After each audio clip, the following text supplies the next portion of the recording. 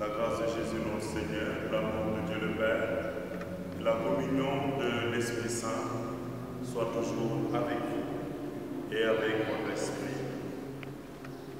Je voudrais, à l'entame de ce temps de partage, d'enseignement, saluer avec respect le Père de l'Indel qui m'a convié à cette première journée du Sénat.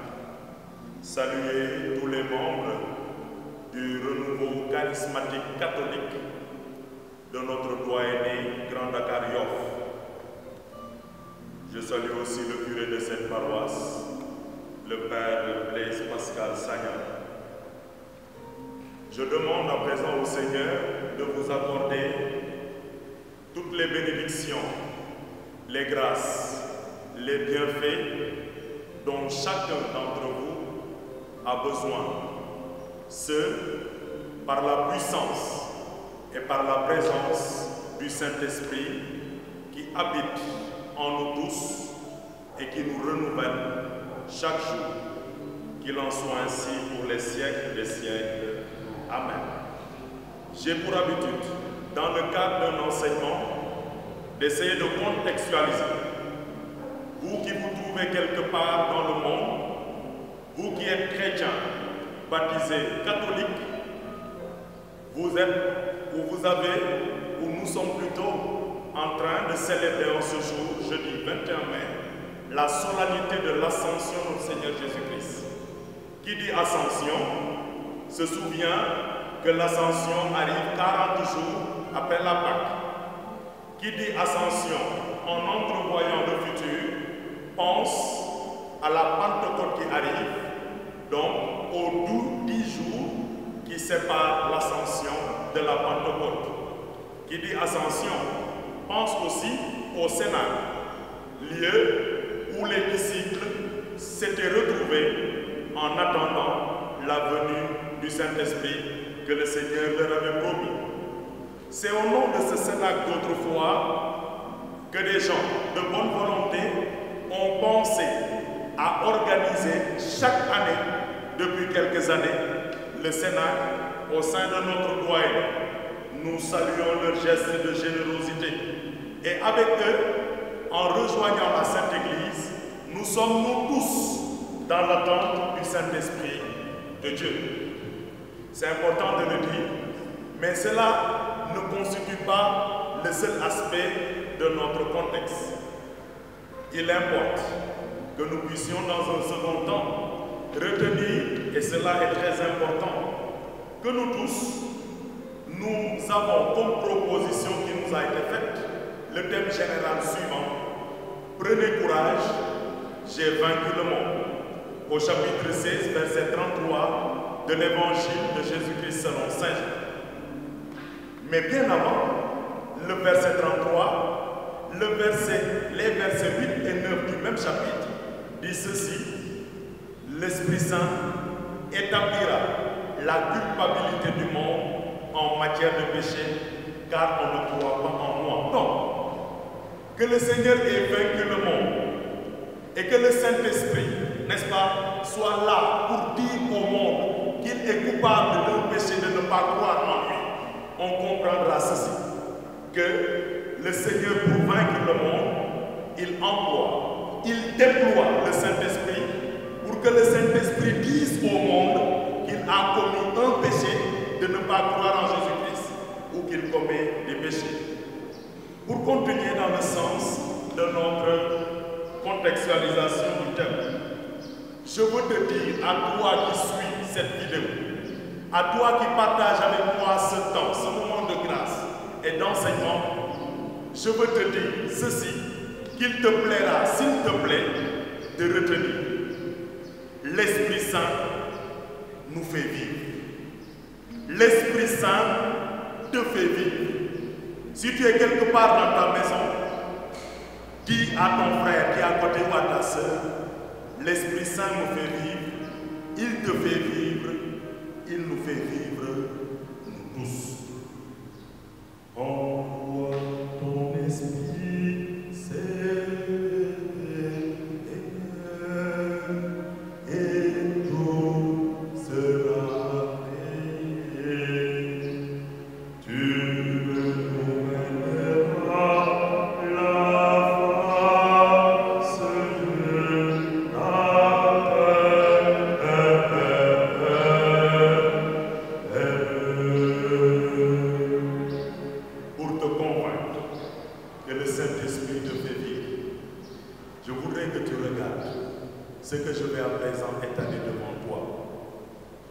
J'étale ceci. Toi, mon frère, toi, ma soeur, tu as été baptisé au nom du Père et du Fils et du Saint-Esprit. J'insiste. Au nom de ton baptême, il t'a été demandé en toutes circonstances et de manière beaucoup plus particulière, au cœur de la célébration eucharistique, de redire ta foi. Et quand tu dis ta foi, tu dis entre autres choses, je crois en l'Esprit Saint qui est Seigneur et qui donne la vie. Il procède du Père et du Fils. Avec le Père et le Fils, il reçoit même adoration et même gloire. Il a parlé par les prophètes. Le Saint-Esprit te fait vivre, il me fait vivre.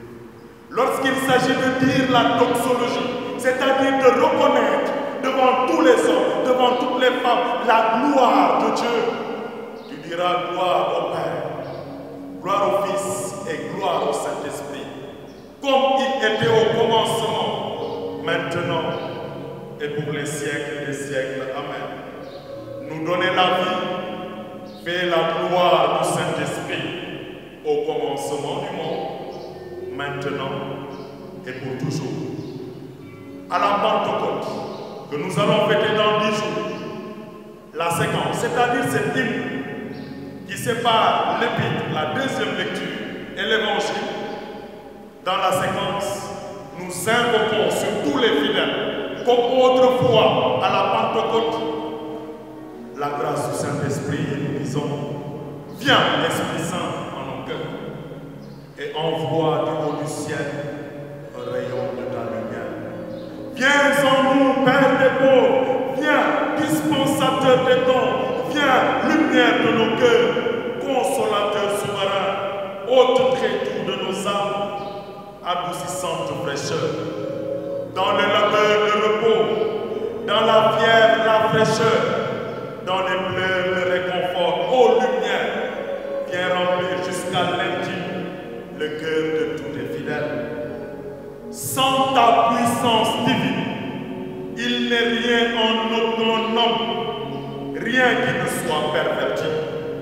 Lave ce qui est souillé, peigne ce qui est aride, guéris ce qui est blessé, assouplis ce qui est raide, réchauffe ce qui est froid, rends droit ce qui est faussé, à tous ceux qui ont la foi et qui en toi se confient, donne tes 7 dons sacrés, donne mérite et vertu, donne le salut final, donne la joie éternelle. Amen. Encore une fois, à travers cette invocation, cette prière, le Saint-Esprit, il fait ta vie, il te fait vivre. Dans le sacrement de la réconciliation pénitence, quand toi, pénitent, tu te retrouves devant le Prêtre, dans le secret de Dieu ton Père qui est miséricorde, le Père en étendant les mains sur toi, dit cette prière, cette recommandation. Dieu notre Père, que Dieu notre Père te fasse miséricorde et qu'il te montre sa miséricorde. Par la mort et la résurrection de son Fils, il a réconcilié le monde avec lui et il a envoyé l'Esprit Saint pour la rémission de tes péchés. Bien-aimé, l'Esprit Saint, il fait notre vie, il fait ta vie, il nous fait vivre. Et pourquoi ne pas citer la Sainte Eucharistie, où au moment central, le Père étend dans les mains, dit, toi qui es vraiment saint, toi qui es la source de toute sainteté, Seigneur, nous te prions, sanctifie ces offrandes en répandant sur elles ton esprit, pour qu'elles deviennent le corps et le sang de mon Seigneur Jésus-Christ. J'insiste, je le dis, et je veux que durant tout ce temps de cénacle, tu puisses te dire du fond de ton cœur, et que dans ta prière, tu te dises, le Seigneur, le Saint-Esprit autant pour moi, il me fait vivre, il me donne la vie. Il importe que nous nous intéressions à ce qui fait que ce thème-là est important pour nous.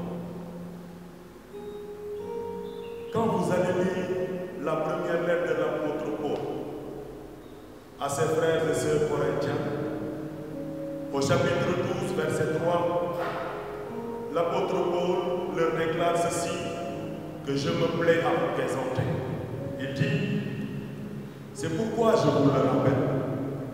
Si quelqu'un parle sous l'action de l'Esprit Saint, il ne dira jamais Jésus est anathème. Non, non. Et personne n'est capable de dire Jésus est Seigneur, sinon dans l'Esprit Saint. L'Esprit Saint fait notre vie. Et c'est grâce au Saint-Esprit que nous sommes capables de dire que c'est notre Seigneur Jésus-Christ. Il est Fils de Dieu. Il est celui qui nous porte au salut. Il est celui qui nous donne la vie, qui nous donne la vie en abondance. C'est d'autant plus intéressant quand on continue à réfléchir avec l'apôtre Paul, qui parle encore du Saint-Esprit en ces termes, dans sa lettre aux Romains, au chapitre 8, verset 16. Il dit, c'est donc l'Esprit Saint lui-même qui atteste à notre esprit que nous sommes enfants de Dieu. Il déclare que l'Esprit Saint peut atteindre ton esprit, que l'Esprit Saint peut se joindre à ton esprit, que l'Esprit Saint peut te donner de la vie, pour te faire vivre. Il arrive à toi pour te faire attester que tu es fils de Dieu. On a le droit de nous intéresser au Saint-Esprit. On a le droit de nous arrêter sur le Saint-Esprit. On n'a plus le droit de laisser passer le Saint-Esprit sans chercher à comprendre qui il est réellement pour nous. Surtout quand on sait que dans notre monde, certains sont en train de dire que celui que nous attendons, ce n'est pas le Saint-Esprit. Je m'adresse à toi, mon frère, ma soeur, baptisé que tu es, au nom du Père, du Fils et du Saint-Esprit. Tu as intérêt à reconnaître le Saint-Esprit dans ta vie et à savoir le rôle que le Seigneur donne au Saint-Esprit dans ta vie de tous les jours. Alors dans tous les instants de nos épreuves, soit dans ce Covid-19 coronavirus, soit dans les épreuves de nos vies, nos maladies, nos échecs, nos problèmes, nos difficultés dans nos relations interpersonnelles, familiales ou ecclésiales, il importe, comme nous savons que le Saint-Esprit peut se joindre à notre esprit, de nous arrêter durant ces 10 jours de cénacle pour demander au Saint-Esprit de se joindre à notre esprit, afin que nous attestions d'abord que nous sommes fils de Dieu, mais aussi pour lui permettre de faire le rôle qui lui est assigné par Jésus-Christ, le rôle d'établir notre culpabilité par rapport à nos péchés, de reconnaître que nous sommes des pécheurs. Alors pour le temps de cet enseignement, je me suis permis, sans votre autorisation, aller voir le catéchisme de l'Église catholique, parce que je crois fermement que nous ne devons pas faire des enseignements sans pour autant partir de la Bible, sans pour autant partir des textes magistériels qui nous sont proposés, parmi lesquels le catéchisme de l'Église catholique. Chaque fois que je fais un enseignement, j'insiste sur cela et je le redis ici devant le Père de l'unité, que nous puissions revenir avec la Bible sur le catéchisme de l'Église catholique en reconnaissant que nous sommes catholiques. Et dans le catéchisme de l'Église catholique, au numéro 1433, il est dit ceci: depuis Pâques, c'est l'Esprit Saint qui confond le monde en matière de péché. À savoir que le monde n'a pas cru en celui que le Père a envoyé. Mais ce même Esprit qui dévoile le péché est le consolateur qui donne au cœur de l'homme la grâce du repentir et de la conversion. À partir de ce que le catéchisme de l'Église a dit, j'ai trouvé les deux axes de notre méditation. L'intervention du Saint-Esprit qui nous donne la vie pour nous dévoiler nos péchés, pour nous dévoiler le péché, mais aussi l'intervention du Saint-Esprit qui, après nous avoir dévoilé notre péché, nous sanctifie, nous rend saints comme notre Père Céleste est saint. L'intervention du Saint-Esprit. Gagne. Si l'Esprit Saint n'intervenait pas au cœur de moi, comme le dit l'apôtre Paul, si l'Esprit Saint n'intervenait pas sur chacun d'entre nous qui travaillons pour Jésus-Christ, en sachant qu'avec l'Esprit Saint, c'est le temps de l'Église qui s'ouvre, le temps du témoignage que nous tous nous rendons. Si l'Esprit Saint n'intervenait pas, comme l'apôtre Paul le dit, nous n'aurions jamais été capables de dire que notre Seigneur Jésus, il est le Seigneur des vivants et des morts. Il est notre Seigneur qui nous donne la vie. Le Saint-Esprit, il agit. Si tu ne le sais pas, et si tu ne le crois pas, je m'arrête un instant pour te demander, dans ta vie de tous les jours, quand tu veux méditer, ferme les yeux, retire-toi dans un coin de ta chambre ou devant le Saint-Sacrement, éloigne-toi de ton portable, éloigne-toi de tout ce qui te fatigue. Ferme tes yeux et invoque le Saint-Esprit. Laisse ton Esprit Saint, ton esprit plutôt, être rejoint par l'Esprit Saint. Tu peux le faire. Et je dis, je proclame que tu vas le faire. Car tu sais que tu peux le faire. Et je sais même que tu peux le faire. L'intervention du Saint-Esprit pour nous dévoiler le péché. La parole a dit, quand il viendra, l'Esprit Saint, l'Esprit de vérité, il dévoilera, il établira la culpabilité du monde en matière de péché. En matière de péché, justement, puisqu'on ne me croit pas. Je discutais tout à l'heure avec votre ami Joseph, et je lui disais que cette phrase, elle m'inspire deux choses. Il est dit le péché, il ne dit pas nos péchés. Et puisqu'il est dit le péché, on nous dit clairement en quoi consiste même ce péché-là. On le dit, c'est Jésus-Christ lui-même qui parle. Le péché consiste à ne pas croire en lui. C'est important. Il n'a pas dit non, il a dit le péché d'abord. Je m'intéresse à ce péché-là, le fait de ne pas croire en lui. Parce que certains se sont mis à le rejeter. Et d'ailleurs, dans tout l'évangile selon Saint Jean, au chapitre 1er, verset 1 jusqu'à 10, verset 10, on a pour moi. On en parle. Il est venu chez les siens.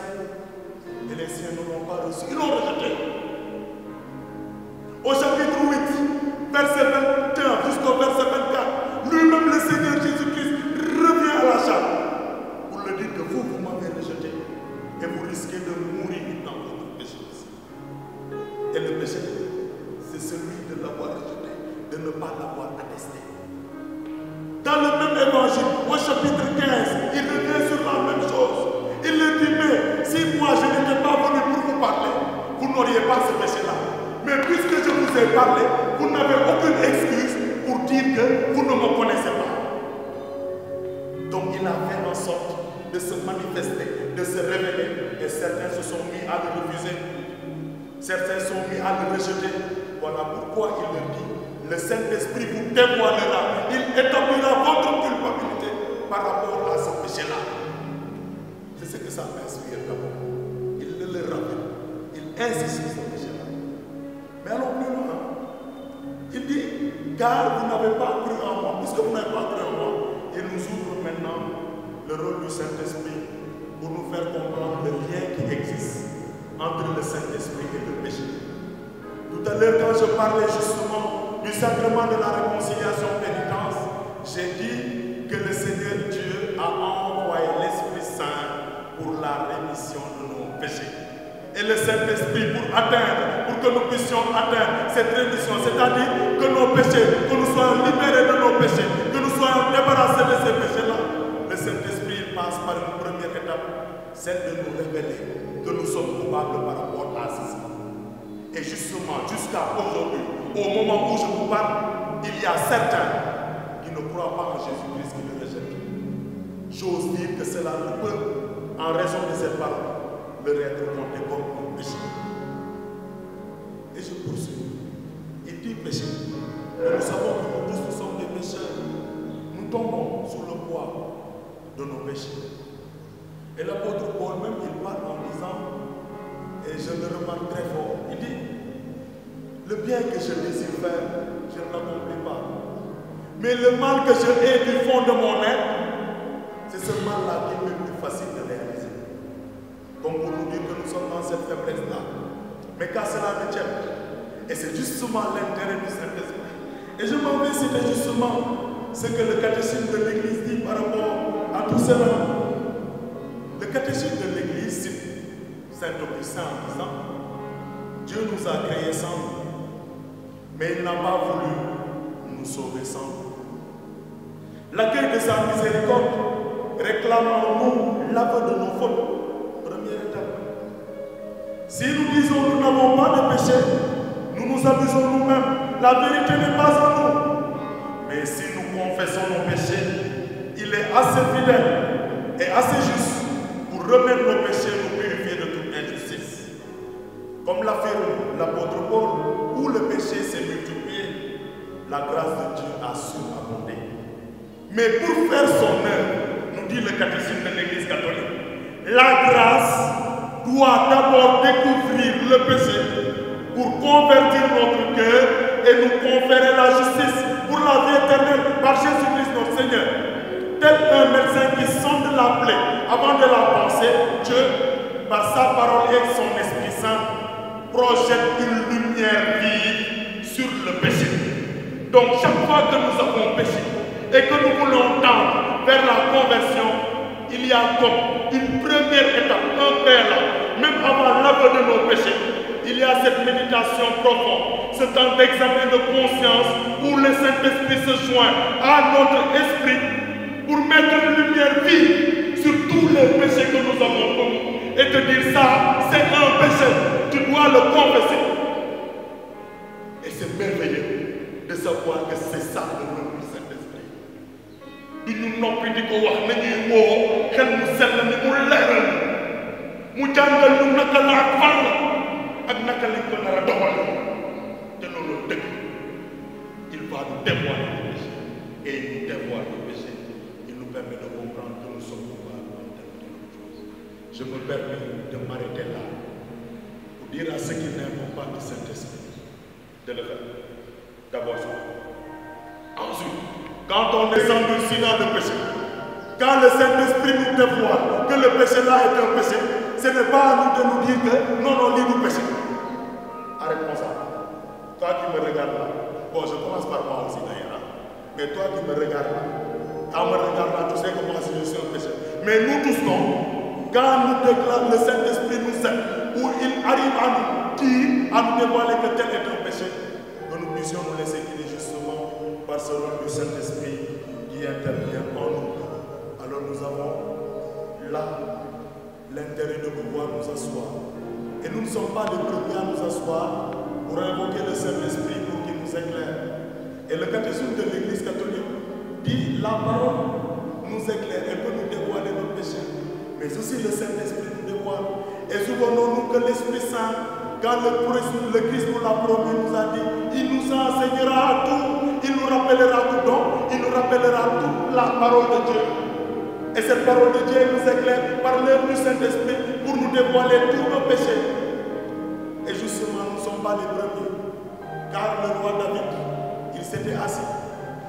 Et le prophète Nathan lui a parlé pour lui dire ton péché. Mais tout cela, c'était sous le couvert du Saint-Esprit, je le crois. Même dans l'évangile, l'enfant prodigue, quand il s'est assis et qu'il a fait son examen de conscience, c'était sous le couvert du Saint-Esprit qu'il lui a dit ce que tu as fait là, c'est un péché. Et qu'il lui a dit qu'il y avait de bonnes choses qui étaient chez ton Père. Quand le Seigneur nous demande dans l'évangile de la paille et de la poudre de voir clair, c'est tout ce que le Saint-Esprit essaie de nous aider à faire. Alors pour finir ce temps d'enseignement, et je crois que peut-être c'est ce que beaucoup attendent, quand nous disons que le Saint-Esprit nous dévoile nos péchés, il ne s'arrête pas à ça seulement. Ça, ce n'est pas la fin. La fin, c'est pour nous dire que nous avons besoin du salut. Nous avons besoin de relier, de revenir à notre amitié, à notre alliance avec Dieu. Donc si nous dévoilons nos péchés seulement, sans qu'il y ait une suite, ça manque quelque chose. Mais justement, il nous sanctifie. Il veut nous sanctifier. C'est pourquoi, après avoir dévoilé notre péché, et il le fait, il le manifeste. C'est nous qui sommes souvent endurcis. Et il nous manifeste, il nous dévoile notre péché. Et après avoir dévoilé le péché, accomplit la rémission de ces péchés-là. Et c'est ce que nous tous nous attendons dans nos vies de tous les jours. C'est ce que le prêtre, au nom de Dieu et du Saint-Esprit, accomplit. Quand après l'avoir lavé de tes péchés, il t'impose les mains en parlant du Saint-Esprit pour la rémission des péchés. Nous baillons des tchahane sur les bâcards. Nous baillons des tchahane car il est là pour nous éclairer. Il est Seigneur. Et il donne la vie. Nous baillons des tchahane. Et dans ce temps d'attente-là, pour notre sanctification, je nous invite à prendre ces temps de pause pour méditer. Laisser le Saint-Esprit se joindre à nous pour qu'il nous dévoile tout ce qui a été noir dans nos vies et qui nous a conduits à des épreuves. Non seulement il va nous dévoiler le péché, il va nous dévoiler la conséquence de ces péchés-là, le mal que nous connaissons, nos blessures qui ont pour origine nos péchés. Et la sanctification ne s'arrête pas là, car le Saint-Esprit, après nous avoir dévoilé nos péchés, après avoir mis une lumière vive sur le mal qui nous concerne, sur les épreuves que nous connaissons, il remet nos péchés, il nous les pardonne, mais aussi et surtout, il nous donne la grâce du repentir et de la conversion.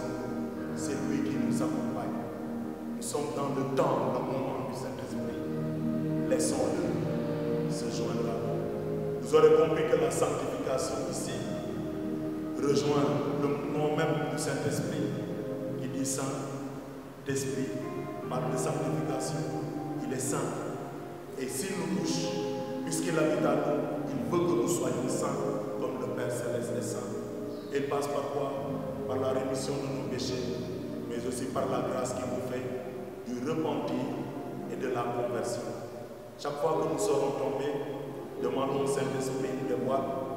Et pour notre conversion, laissons-le habiter nos cœurs et nos esprits pour que nous puissions abandonner le mal pour entrer dans le bien. Mon frère, ma soeur, tu en es capable avec le Saint-Esprit. Invoque le Saint-Esprit doucement.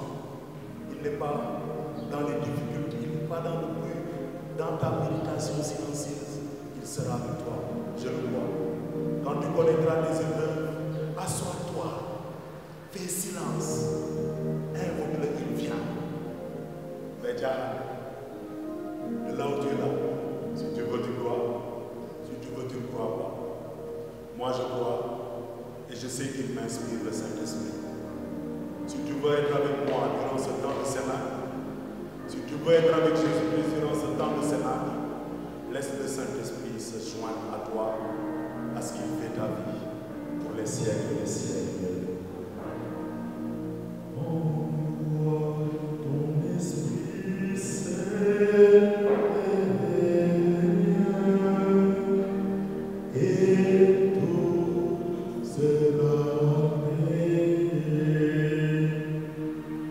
Tu